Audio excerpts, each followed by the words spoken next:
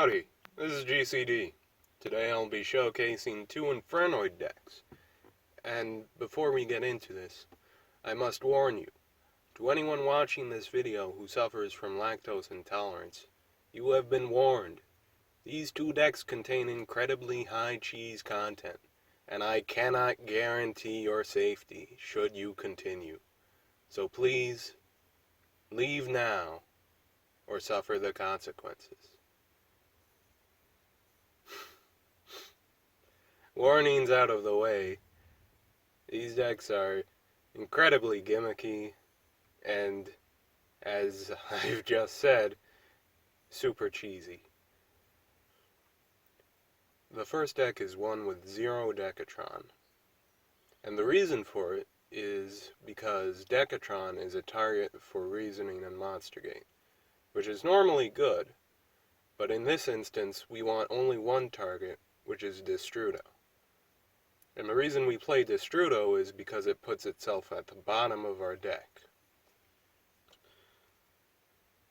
So the game plan is to summon Destrudo, get it off the field, which puts it at the bottom of the deck, and then activate Reasoning or Monstergate, which, since Destrudo is at the bottom, will go through the entire deck until it hits Destrudo, since that's our only target.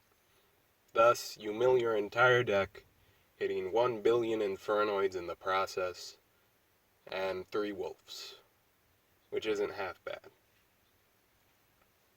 I wasn't always playing 3 wolves, but I put them in later, so there may be a few replays in which you don't see them. But they pull their weight.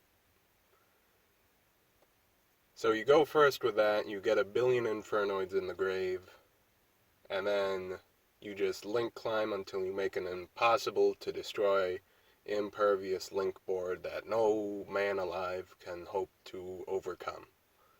And it's very rare that this works out exactly as planned, but either way, so long as you hit Reasoning or Monstergate, you'll oftentimes be set, since Destrudo is the only card in your deck that it can hit.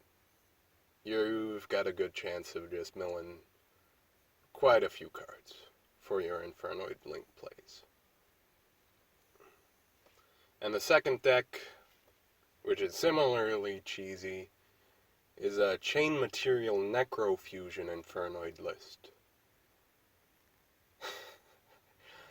And with this list, the game plan is to go first, as both of these decks want to do, and then through cards like Lilith and Trap Trick, get access to Chain Material and Necrofusion, both on the field.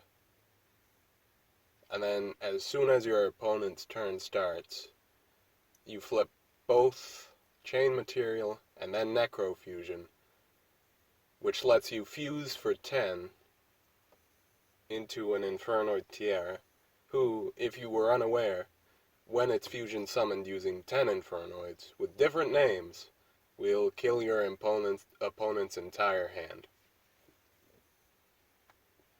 And so, you go first, you set those two, they start with 0 cards, and that's not half bad. And it's just a 2-card combo, which isn't that unlikely, and there are ways to hit it, which is also very good. The downside to it, of course, is that Ash Blossom and Impermanence exist, and Ash Blossom can actually negate the entirety of Tiara's effect, since it has one little blurb about milling 3. Ash Blossom just negates the whole thing, which is kind of annoying, but you play Crossout Dominator and Called by the Grave with Ash and Impermanence as targets for Crossout. So it's not like you don't have ways to deal with it. But anyways, it's pretty alright. Like I said, these decks are super cheesy. You don't play them for a good chance at winning 8 out of 10 games. You play them for the 2 out of 10 games where you hit this garbage and you destroy your opponent's entire career. And that's the fun in it. Anyways, I don't think I have to explain that to you. You guys get the gist. For now, though, thanks for watching, and I hope you enjoy the replays. Take care.